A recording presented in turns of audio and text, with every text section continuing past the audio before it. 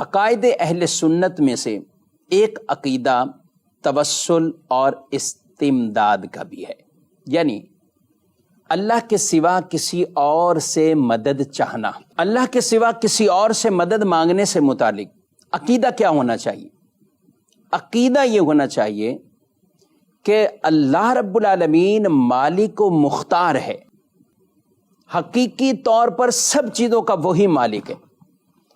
جب تک اللہ نہ چاہے ایک ذرہ بھی ادھر سے ادھر اور ادھر سے ادھر نہیں ہو سکتا۔ ہاں، اللہ رب العالمین نے اپنی عطا سے، اپنی طرف سے دی ہوئی طاقت سے دوسرے کسی بھی شخص کو، اپنے کسی نبی کو، اپنے مقرب بندوں کو یعنی اولیاء صالحین کو، اسی طرح فرشتوں کو اللہ نے طاقتیں عطا فرمائی ہیں۔ ہمارا عقیدہ اہل سنت کا، اور اس پر قرآن اور حدیث سے باقاعدہ ہمارے پاس دلائل موجود ہیں، علماء نے پوری کتابیں لکھی ہیں اس پر۔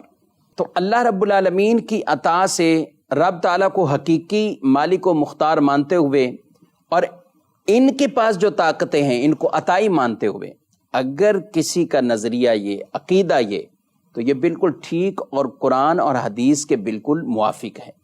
جی ہاں، قرآن مجید فرقان حمید میں اللہ رب العالمین نے ارشاد فرمایا ہے فَإِنَّ اللَّهَ هُوَ مَوْلَاهُ وَجِبْرِيلُ وَصَالِحُ الْمُؤْمِنِينَ وَالْمَلَائِكَةُ بَعْدَ ذَلِكَ ظَهِيرٌ۔ ارشاد فرمایا تو بے شک اللہ خود ان کا مددگار ہے، اور جبریل اور نیک ایمان والے، اور اس کے بعد فرشتے مددگار ہیں۔ قرآن مجید فرقان حمید میں حضرت عیسیٰ علیہ السلام کے لیے کیا ارشاد فرمایا گیا؟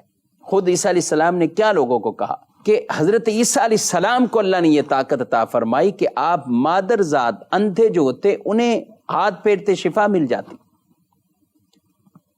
آپ برس والوں پہ ہاتھ پھیرتے شفا مل جاتی، آپ مردوں کو زندہ کرتے، لیکن کیسے؟ کہا کہ اللہ کے اذن سے، اللہ کے اذن سے۔ شفا رب نہیں دینی ہے، مگر اللہ رب العالمین کی عطا سے عیسیٰ علیہ السلام بھی شفا دے رہے ہیں۔ تو ہمارا عقیدہ بالکل صاف ستھرا اور کلیئر، اس میں کوئی کسی طرح کا شائبے والی بات نہیں ہے۔ معاذ اللہ ہر چیز کو آج کل شرک کے ساتھ ملا دیا جاتا ہے، اور ایسے لوگ وہ شرک کی تعریف سے ہی واقف نہیں ہوتے کہ اللہ کی ذات اور صفات میں کس معاملے کے اندر کسی غیر کو، غیر اللہ کو اللہ جیسا ہم مثل یوں بنا لینا شرک ہے۔ لیکن ایسا کون کہتا ہے جب ایک واضح فرق ہے؟ وہ مالک و مختار ہے، یہ رب کی بارگاہ کے محتاج ہیں، رب کسی کا محتاج نہیں۔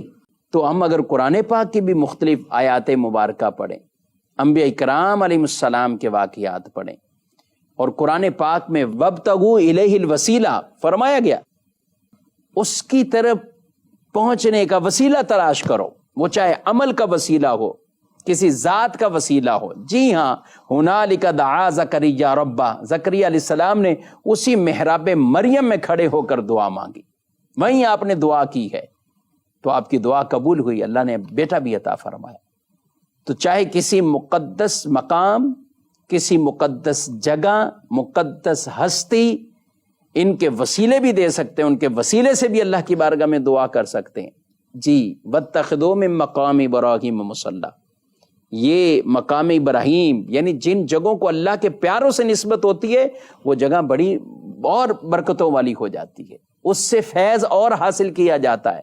پورا حرم اللہ کا حرم ہے، لیکن قرآن کہتا ہے مقام ابراہیم پر آ کر نماز پڑھو۔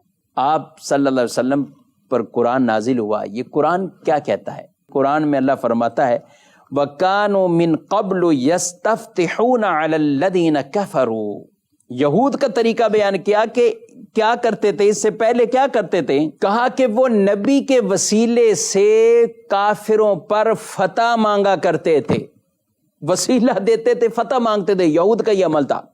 فَلَمَّا جَاءَهُم مَّا عَرَفُوا كَفَرُوا بِهِ، اور جب وہ جانا پہچانا آ گیا، یعنی ان کے وسیلے سے دعائیں مانگتے تھے، فتح مانگتے تھے، اب وہی پہچان والا جب آ گیا کفر کر بیٹھے، پھر کفر کر بیٹھے، یعنی انکار کر دیا۔ تو حضور علیہ السلام کے دنیا سے آنے، مبعوث ہونے سے پہلے دنیا میں تشریف آوری سے پہلے بھی آپ کے وسیلے دے کر یہود بھی دعا کیا کرتے تھے، اور قرآن اسے بیان کر رہا ہے۔